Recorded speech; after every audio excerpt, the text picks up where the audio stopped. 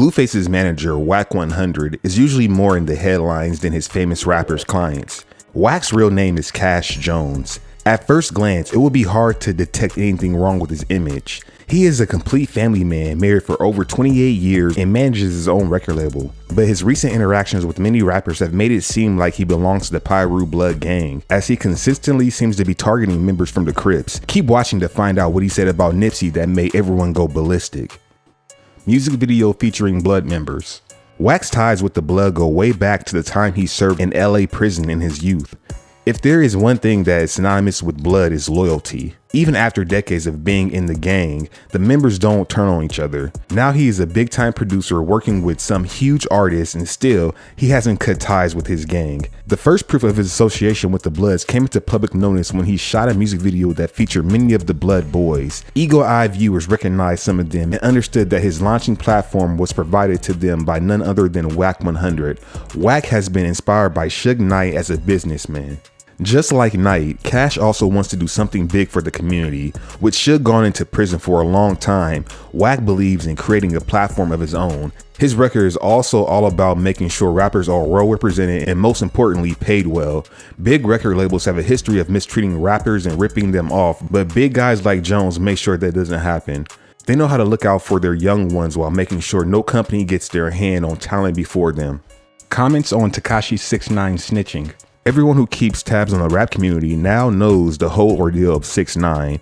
He belonged to the 9 Trey Blood group of New York and gave all the information about them to prosecutors to get a more lenient sentence for himself. As expected, this gave him the label of a snitch in the community, and many rappers went online calling him all kinds of names. Wack, who was considered a big name of LA's Blood Alliance, initially came forward and condemned his action. He was live on Instagram when he called him some harsh terms. But soon after this comment, he changed his tone. He appeared in multiple podcasts after this incident and stated that whatever Tekashi did was not entirely wrong. He believed that 6ix9ine wasn't street material, so he shouldn't have been recruited in the first place. 6ix9ine was just a rapper who used street credit to gain clout. He got that after his album released, and then as soon as started getting into trouble because of it, he got rid of his facade. He even openly talked about how there's a round table for all the gangs where their heads meet and work out their differences. Jones said there's a reason why there hasn't been a bloodbath going on since 6ix9ine's statement was released. The heads of the many notorious gangs, which include Big U from Rolling 60s,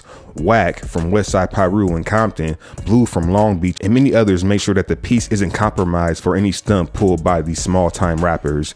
It is because of their tight watch that no more studio shootings happen like they used to happen. Calling out YG's fake blood affiliation.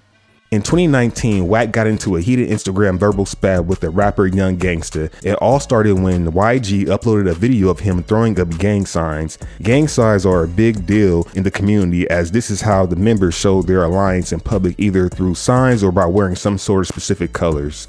When YG did it, Jones immediately called him out for being fake and using this just to increase his following. This didn't sit well with the rapper, and he called Wack the self-proclaimed head of the West Coast Blood. Wack is not exactly known for staying silent on any matter. This time also he came with full guns blazing and uploaded this on his Instagram. One thing I respect is this: Blueface came into the rap game crippin'. The screenshots read, "The game came into it Pyruin. Mozzie came into it blunted. Some of you wear skinny jeans and dance without gang slogans coming out of your mouth until you got enough money to buy you a set." This time, YG also came directly and commented on this post by mocking that he should have tagged him directly, to which he replied the description he gave of the opportunist was so clear that he came around himself. In Wack's caption, also it was visible that he got offended immensely by YG faking his gang's connections. As he previously said, he believes streets aren't free and that anybody can claim them. People don't go through anything for the gang, they only use it for their convenience. Verbal spat with Meek Mill. Wack seemed to have enough of all talk and no play between new age rappers. He didn't go as hard on 6ix9ine because he never found him to be a member of the gang. For him, he was like a civilian who gave out what he knew, as he didn't have any ties to the group. Meek didn't let Tekashi go that easily, and the two came face to face in the parking lot of a restaurant. Both of them kept on shouting insults at each other, but there was no physical altercation. The clip of this interaction started floating around on Twitter, and that was where it caught Cash's eye. He saw the video and then posted an 8-minute video on Instagram talking about how Meek just embarrassed himself by going to Tekashi. He even claimed that 6ix9ine won their spat while Mill didn't do anything praiseworthy. These remarks didn't sit well with Meek, and he went onto Instagram to bash Wack. He called him out for commenting on every issue just through the keyboard while instigating everyone else to fight on the streets. He also accused him of depending on the young guys to ride or die for the gang and called him jealous of all the new age rappers who had made it big while he never got a chance to be one, and now is too old for this stuff. Their verbal spat went on for a few more days while they pulled each other's leg online, and then just like most of these fights, it also died down. Fight with Mike Tyson.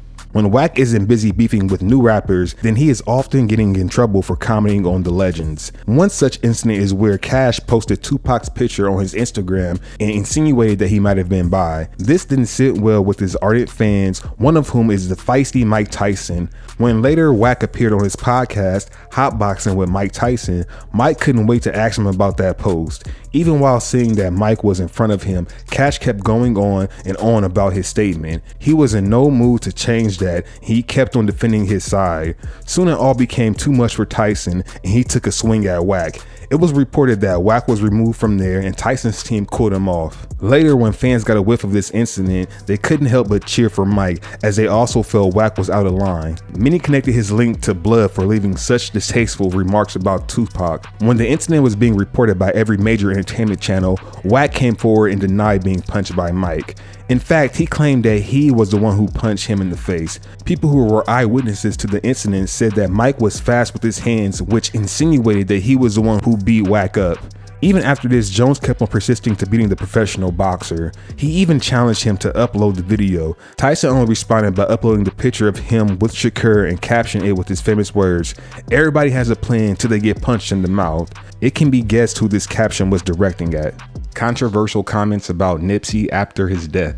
Every now and then, there is a death of a celebrity which affects everyone more than the others. In 2019, unfortunately, that celebrity was rapper Nipsey Hussle. He was shot dead in Los Angeles in broad daylight, and after 2 days, his shooter was arrested. He had been slowly gaining a reputation in the rap community, and he was one of those few rappers who was actually well respected. People from the industry had also recognized his potential and were immensely shocked when the news of his passing broke out. While everyone had nothing but nice things to say about the deceased rapper, there was one person who didn't believe that he deserved to be called a legend.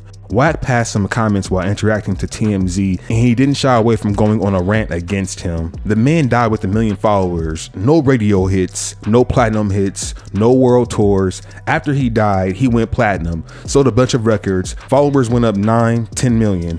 First of all, we gotta define what a legend is and what it ain't. Soon his comments were everywhere, and the fellow rappers didn't stay silent. Everyone on the internet was saying that he is only saying such things because Nipsey was a Crip. One of the first rappers to react was T.I. He posted on Instagram a screenshot of the definition of the word legend and captioned it this. "This shit says Nipsey all over it. Record sales and #1 hits ain't the only barometer for legendary status. Impact is what's important. Although his notoriety did grow exponentially more after his demise, his impact is undeniable. Hashtag had to be said." Meek Mill also came to Hussle's defense and tweeted, "Nipsey a legend in the definition of a real black man." Wack didn't like the opposition of his views and called them out. He even called T.I. a snitch and said before Tekashi this label belonged to him. He even called these supporters fake as they only said nice things about him after his death. For these comments, he was even punched by J-Rock, who was Nipsey's bodyguard. It is safe to assume what prompted him to do that. After some time passed, Cash claimed in an interview that his comments were misunderstood. He didn't say it because of the whole Bloods versus Crips thing. It was his genuine observation. He even said that had Nipsey been alive longer, he could have become a legend. He had the potential, but when he died, statistically he wasn't. He even accused of his fans of showing fake love when he passed away, but not when he was making music and needed their support. He called out rappers who only come forward with their fake sweetness after someone dies. Jones said that he believed Nipsey was a good rapper who should have gotten more success than he did. Wax artist knows that every time he'll open his mouth, there will be trouble, so they completely stay out of his fuse. Even The Game said he considered Hussle a legend and doesn't agree with Wack. It seems like Wack needs to phrase his words better if he wants to stay out of trouble in the future. Stay tuned and we'll be back with more Inside Scoop next time.